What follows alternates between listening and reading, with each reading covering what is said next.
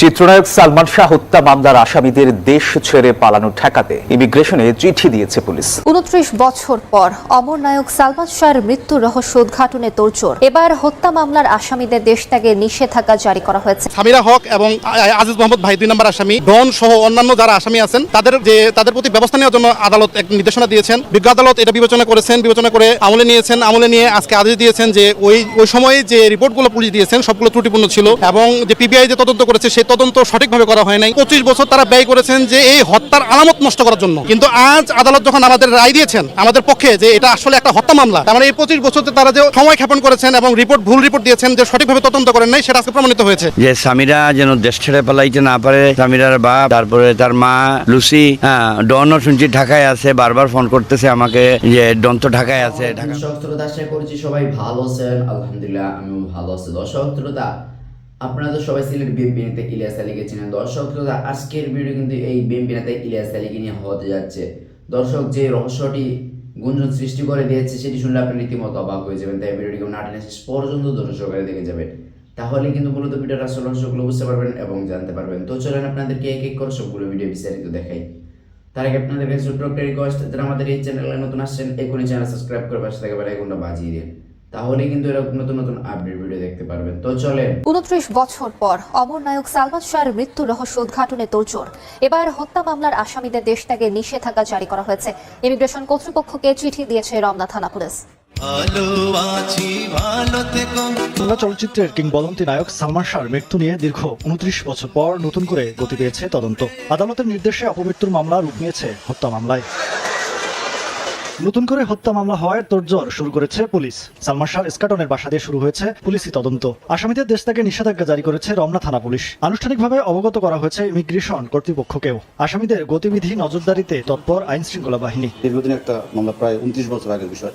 তো আমরা যাদের নাম দিয়েছে তাদের বিষয়ে আমরা খোঁজখবর নিচ্ছি। অনেকে হয়তো দেশের বাইরেও আছে, দেশে যারা আছে তাদের আমরা মোবাইল নাম্বারগুলো টেকনোলজির মাধ্যমে সাপোর্ট নিচ্ছি আর কি, তাদের অবস্থান শনাক্তের চেষ্টা করছি।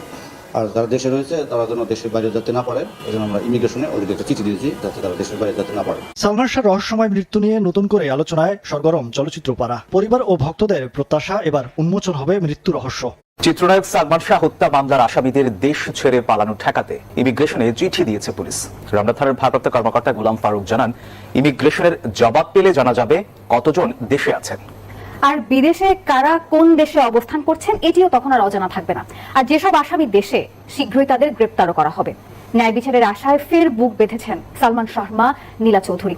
মাসুদুল আবুরির প্রতিবেদনে থাকছে বিস্তারিত।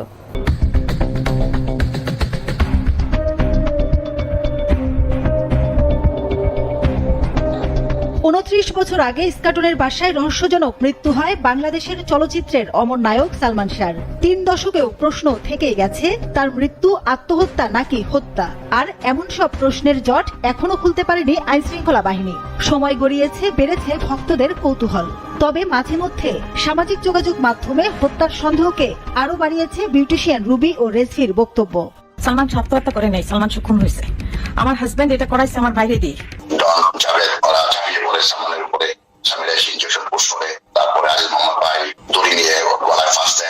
বিচারের দাবিতে ব্রিটেনে দীর্ঘ হয়েছে নীলা চৌধুরী ও ছোট ভাই চৌধুরী শাহরান বিল্টুর অপেক্ষা। সোমবার মামা আলমগীর কবিরের আবেদনে আদালতের নির্দেশে অপমৃত্যু মামলাটি রূপ নিল হত্যা মামলায়। আলমগীর কবির নিউজ 24-কে জানালেন, এখন প্রমাণ হবে এটি হত্যা। পাতো এসে মাটিতে লেগে যায়। তো এরকম অসংখ্য প্রমাণ আছে আমাদের কাছে। উঁচামোটা মানুষ যদি ঝুলে, এই যে প্লাস্টিকের কভার, এটা ভেঙে যাওয়ার কথা, পাখনাটা বাঁকা হয়ে যাওয়ার কথা, কিন্তু না, গলার দাগটা চিকন আর রশিটা মোটা। হত্যা মামলায় 11 আসামির মধ্যে সালমান শাহর স্ত্রী সামিরা হক ও খলনায়ক ডন দেশেই আছেন।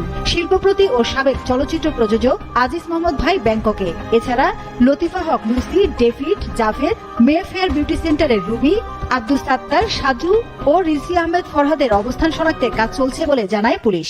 এতদিন যেসব তদন্ত হয়েছে সেগুলো ছিল রমনা থানায় অপমৃত্যুর মামলা ও হত্যা সন্দেহের উপর ভিত্তি করে।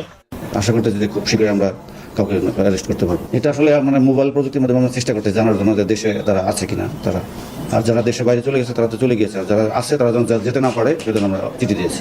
সালমান শাহর মা নীলা চৌধুরী নিউজ 24-কে বলেন, বেশিরভাগ আসামি দেশে, পুলিশ গ্রেপ্তার করছে না। আবার একটা কথা বলছিল যে ওরা তো আমাকে তোমার কাছে ফিরে আসতে দিবে না। আজিজ মোহাম্মদ ভাই কথা মতো ছবি করে নাই, সে উনি তাকে 5 বছরের জন্য চুক্তিবদ্ধ করতে চাইছিল। এর কারণ তার সাথে নিয়ে আটকে দেওয়া এবং ঘরে অশান্তি হতো, যার জন্য ডনকে শেষের দিকে তার ঘরে সে রাখতো না, ঘরে থাকতো না। ঘরে অনেক লোকই থাকতো যাদেরকে সে হঠাৎই চাইতো। মোস্তাক, যার সাথে বিয়ে হইলো, সুইমিং কস্টিউম পরা সামিরার ফটোটা এখানে নাই, বাংলাদেশে হয়তো আপনার কাছে থাকতেও পারে অ্যালবামে, অথবা আমি ফেলে দিছি এটা বাজে ফটো বলে। তো আর ডনের হাফ প্যান্ট পরা। তবে পুলিশের দাবি কয়েকজন দেশের বাইরে, বাকিরা যেন দেশ ত্যাগ করতে না পারে এজন্য ইমিগ্রেশনে চিঠি দেওয়া হয়েছে।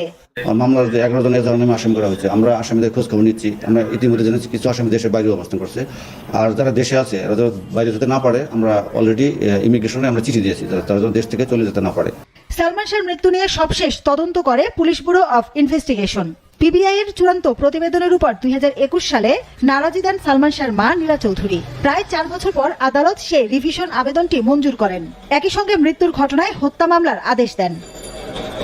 সামিরা হক এবং আজিজ মোহাম্মদ ভাই 2 নম্বর আসামি, ডন সহ অন্যান্য যারা আসামি আছেন তাদের প্রতি ব্যবস্থা নেওয়ার জন্য আদালত এক নির্দেশনা দিয়েছেন। আলহামদুলিল্লাহ, ন্যায় বিচার তো আমি পাবোই, কারণ সত্য সেটা সত্য। এই জন্য আল্লাহু আকবার বললাম। আমি তাহাজ্জুদে খবর পাইছি যে সমস্ত প্রশংসা মহান আল্লাহ তাআলার। আর আজকের এই মাননীয় আদালতের এই সিদ্ধান্ত, এটার প্রাপ্য সমগ্র দেশবাসী এবং সালমান শাহ ভক্তদের। আমার বিজ্ঞ আইনজীবী যারা আছেন ওনারা বলবেন, আমার ক্ষান্ত দেন, সবার সালাম, সবার প্রচেষ্টায় আজকে আল্লাহ তাআলা এটা কবুল করছেন, বুঝছেন। ইনশাআল্লাহ ইনশাআল্লাহ ইনশাআল্লাহ আমরা প্রমাণ করে ছাড়ব। ইনশাআল্লাহ আপনাদের সহযোগিতা চাই, আপনাদের সাহায্য চাই, ইনশাআল্লাহ ইনশাআল্লাহ। এবং আজকের এই রায়ের জন্য আমরা সন্তুষ্ট। মহান আল্লাহ তাআলার কাছে আমরা কৃতজ্ঞতা প্রকাশ করছি। আমাদের সবার আল্লাহ হায়াতে তৈয়বা দান করুন। 20 সালে যে একটা রিপোর্ট ছিল, পিবিআই রিপোর্ট ছিল, যে রিপোর্টটা এর আগেও যে রিপোর্ট দিয়েছিল পিবিআই অপমৃত্যু হিসেবে একটা রিপোর্ট দিল, সেই রিপোর্টটার বিপক্ষে আমরা একটা রিভিশন দায়ের করেছিলাম আদালতে। বিজ্ঞ আদালত এটা বিবেচনা করে আমলে নিয়ে আজকে আদেশ দিয়েছেন যে ওই সময় যে রিপোর্টগুলো পুলিশ দিয়েছেন সবগুলো ত্রুটিপূর্ণ ছিল, এবং যে পিবিআই যে তদন্ত করেছে সেই তদন্ত সঠিকভাবে করা হয় নাই। তারপরে যে এইখানে যে আমাদের নারাজি দেওয়ার যে বিষয়টা ছিল, সেখানে আমরা করোনাকালীন সময় যে এই সালমান শাহর যে মা ছিলেন, যে আসতে পারেন নাই বিভিন্ন কারণে, ওইটা আমলে নিয়েছেন, যে যার কারণে আমাদের এই ডিভিশনটা মঞ্জুর হলো। অর্থাৎ আমাদের এখানে বিজয়টা হলো যে একটা অপমৃত্যু হিসেবে চালিয়ে দেওয়া হয়েছে 25 বছর না, প্রথমে 25 বছর হলো যে আপনার রিপোর্ট দেওয়াতে 25 বছর তারা ব্যয় করেছেন। এই 25 বছর আমাদের বক্তব্য ছিল যে 25 বছর তারা ব্যয় করেছেন যে এই হত্যার আলামত নষ্ট করার জন্য। কিন্তু আজ আদালত যখন আমাদের রায় দিয়েছেন আমাদের পক্ষে যে এটা আসলে একটা হত্যা মামলা, তার মানে এই 25 বছরতে তারা যে সময় ক্ষেপণ করেছেন এবং ভুল রিপোর্ট দিয়েছেন, যে সঠিকভাবে তদন্ত করেন নাই, সেটা আজকে প্রমাণিত হয়েছে। এখন পরবর্তী সময়ে এই মামলার যে প্রধান আসামি যে সামিরা হক এবং আজিজ মোহাম্মদ ভাই 2 নম্বর আসামি, ডন সহ অন্যান্য যারা আসামি আছেন তাদের প্রতি ব্যবস্থা নেওয়ার জন্য আদালত এক নির্দেশনা দিয়েছেন, এবং পিবিআইকে নির্দেশনা দিয়েছেন পরবর্তী আবার এটা করার জন্য, এজাহারভুক্ত করার জন্য এবং তদন্ত করার জন্য, এবং বিভিন্ন দপ্তরে যে এই রিপোর্টটা এবং আজকে যে রায়, এই রায়ের কপি যত দ্রুত সম্ভব আজকে আদালত পাঠানোর জন্য নির্দেশ দিয়েছেন। তার মানে আমরা এখন আশাবাদী যে এই যে 25 বছর কিংবা 30 বছর আমরা যে অপেক্ষা করলাম, এই কাল ক্ষেপণ হলো, এখন এটা শেষ হয়ে যাবে। এখন আমরা সঠিক বিচার পাবো এবং সঠিক তদন্ত হবে। আমরা আশাবাদী, যে সর্বোচ্চ আশাবাদী, যে এই মামলার যারা আসামি, এই মামলার যে প্রধান আসামি সহ অন্যান্য যারা সহযোগী আসামি ছিলেন, তাদের মধ্যে একজন 164 দিয়েছেন। আজকে আদালত এটা পরে শুনিয়েছেন আমাদের, যে ওইখানে উনি 164 স্পষ্টভাবে বলেছেন যে অভিযুক্ত আসামি তাদের নাম এখানে উল্লেখ করা আছে, তারা সবাই জড়িত ছিল, এবং আদালত এই মর্মে নির্দেশ দিয়েছেন যে তাদের যাতে বিচারের আওতায় নিয়ে আসা হয়। আমরা এখন আশাবাদী যে আমরা বিচার পাবো এবং এই সালমান শাহ সত্যের জয় হবে। বলতে সত্যের জয় হয়েছে। আপনারা জানেন আজকের যে মহানগর দায়রা ষষ্ঠ আদালত, বিজ্ঞ বিচারক ছিলেন জান্নাতুল ফেরদৌস ইবনে হক। বিজ্ঞ আদালত বাংলাদেশের সিনেমাপ্রেমী মানুষের স্বপ্নের নায়ক ছিলেন সালমান শাহ। অত্যন্ত জনপ্রিয় হিসেবে বাংলাদেশের মানুষের কাছে গ্রহণযোগ্য ব্যক্তি পরিচিত হয়েছিলেন। 1996 সালে 24/7/2096 এই সালমান শাহকে হত্যা করা হয়। দীর্ঘ 30 বছর লেগেছে বিজ্ঞ আদালতের কার বারান্দায় সহ সমস্ত জায়গায় এই তার ভক্ত আর তার পরিবারের একটা রায়ের আবেদন পেতে। বিজ্ঞ আদালত তার ফাইন্ডিংস রিভিশনে বলেছেন, 185/2022 রিভিশনে বলেছেন যে এই যে একটা মামলা, হত্যা মামলা ছিল, এই হত্যা মামলা যারা জড়িত ছিল, যারা তার কাছে ছিল, ইভেন হত্যা হওয়ার পর তার যে স্ত্রী, তার যে মুখ্য দায়িত্ব ছিল সে দায়িত্ব পালন করে নাই। এবং হত্যা মামলা হওয়ার পর এই যে সালমান শাহর পিতা কমরুদ্দিন চৌধুরী, উনি থানায় একটা ইউডি মামলা, অপমৃত্যু মামলা করেছিলেন এই মামলা তদন্ত করার জন্য। সে থানা সেই মামলাটাকে গুরুত্ব দেয়নি, এবং সেই মামলার আলোকে এই মামলাটিকে পিবিআই, পুলিশ ব্যুরো অফ ইনভেস্টিগেশনকে তদন্ত দিয়েছিলেন। সেই ব্যুরো সে দায়িত্ব সঠিক পালন করে নাই।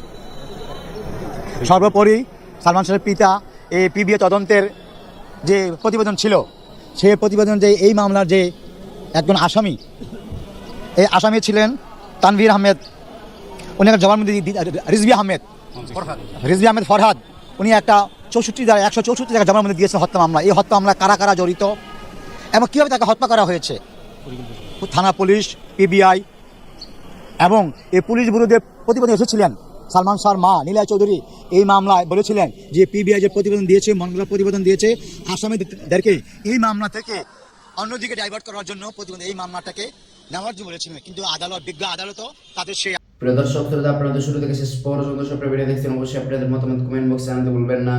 আর নতুন নতুন আপডেট পেতে অবশ্যই আমাদের চ্যানেল সাবস্ক্রাইব করে দিন। তো আপনাদের সাথে আবার দেখা হচ্ছে পরবর্তী এক ভিডিওতে।